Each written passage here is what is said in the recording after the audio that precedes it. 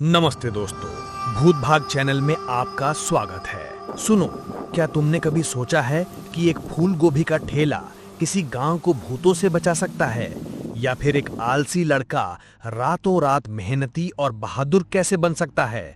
Comment में जरूर बताओ कि तुम्हारा जवाब क्या है, और ये वीडियो आखिरी तक देखो क्योंकि बीच में एक ऐसा डरावना रहस्य खुलने वाला है कि तुम्हारी नींद उड़ जाएगी। ये कहानी है नीलगढ़ गांव की, जो घने जंगलों और ऊंची पहाड़ियों के बीच बसा एक शांत सा गांव है। वहां रहता था किशन, एक ऐसा लड़का जो दिन भर अपने दोस्तों बंटी और छोटू के साथ गांव की खाली जमीनों पर कबड्डी खेलता या गप्पे मारता था।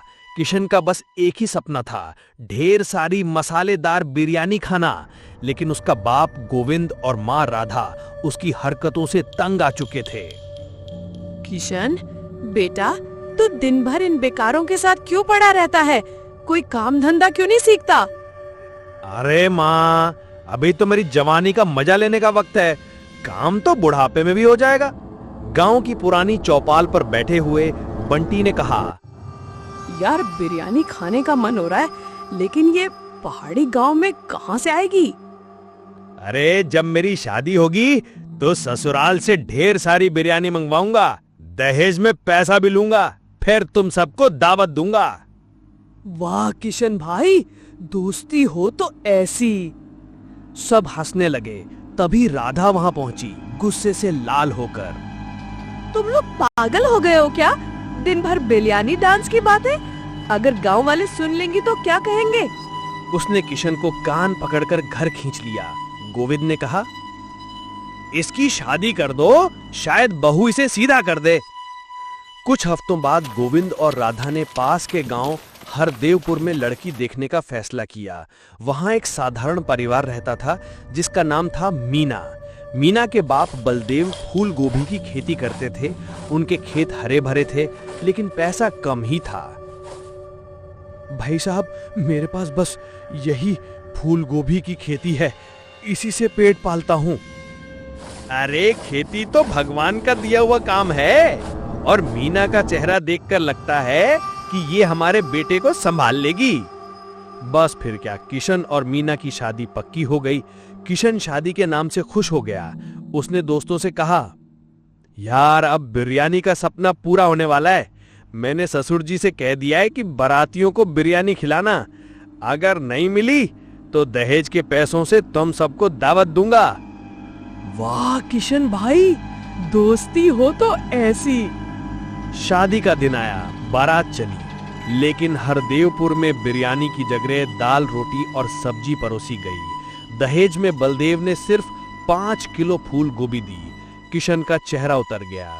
घर पहुंचते ही वो मीना पर चिल्लाया, ये क्या मजाक है? मैंने ससुर जी से बिरयानी की बात की थी, ना बिरयानी ना पैसा, 5 किलो फूल गोभी देकर विदा कर दिया। जी, हम लोग शाकाहारी हैं और मेरे बाबूजी इतने अमीर नहीं कि बारात को बिरयानी खिलाएं। अरे माँ, अभी अभी बहू आई है और तू चिल्ला रहा है? बिरयानी का शौक है तो काम क्यों नहीं करता है? सासू माँ, अगर इन्होंने दोस्तों को बिरयानी खिलाने का वादा किया है तो मैं बना दूंगी। आप गांव को न्योता दे दीजिए। 5 किलो फूल गोभी से बिरयानी? तू मुझे बकरा बनाएगी क्या? देखते जाओ जी। अरे दोस्तों, वीडियो कैसा लग रहा है? अगर मजा आ रहा है तो सबसे पहले वीडियो को लाइक करो, भूत भाग चैनल को सब्सक्राइब करो और अपने दोस्तों के साथ शेयर करो। हमारा टारगेट है 10,000 लाइक्स। अगर आप सब ने ये टारगेट पूरा कर दिया तो हम ऐसे ही मजेदार वीडियो जल्दी जल्दी लाएंगे। वीडियो बनाने में बहुत मेहनत लगती है यार, एक एक क्लिप और एनिमेशन में महीनों लग जाते हैं। तो कमेंट में जरूर बताओ कि वीडियो कैसा लगा। चलो अब कहानी आगे बढ़ाते हैं। मीना ने 5 किलो फूल गोभी को धोया, उबाला और चावल, हल्दी, धनिया, जीरा और मसालों के साथ मिलाकर बिरयानी बना दी। उसने अपने हाथों से हर चीज को सजाया जैसे कोई शेफ हो। गांव वालों को न्योता दे दिया गया।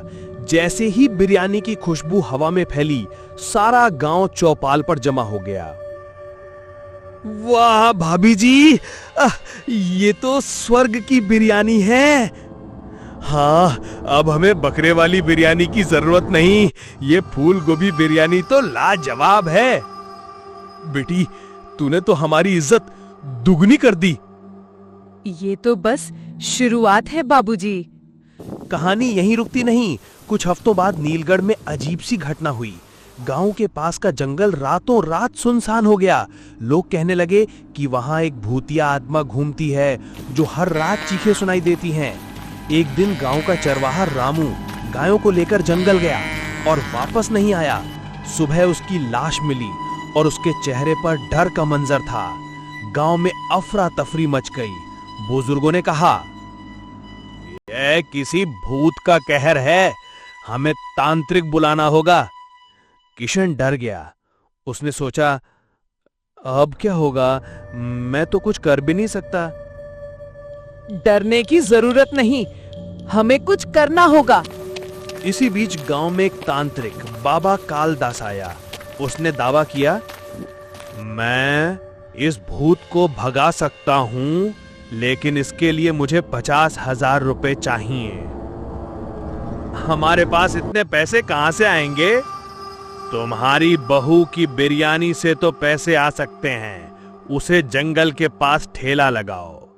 उसी वक्त गांव का एक रहस्यमय पड़ोसी भोला चाचा सामने आया। वो एक बूढ़ा आदमी था जो हमेशा चुपचाप रहता था। उसने कहा, बेटी, बाबा से दूर रहो, ये ठग है। मैं तुम्हारी मदद करूंगा। चाचा, आप बताओ क्या करना है? मीना ने अपने मायके से 10 किलो फूल गोभी और 20 किलो चावल मंगवाए। भोला चाचा ने उसे सलाह दी कि जंगल के पास ठेला लगाए, लेकिन रात को नहीं बल्कि दिन में। रात को वो ठेला तैयार करने लगी। किशन ने कहा, तू पागल हो गई है, जंगल में भूत है। भूत से डरने की बजाय गांव वालों की भूख से लड़ना जरूरी है। अगली सुबह वो जंगल के पास ठेला लगाने गई।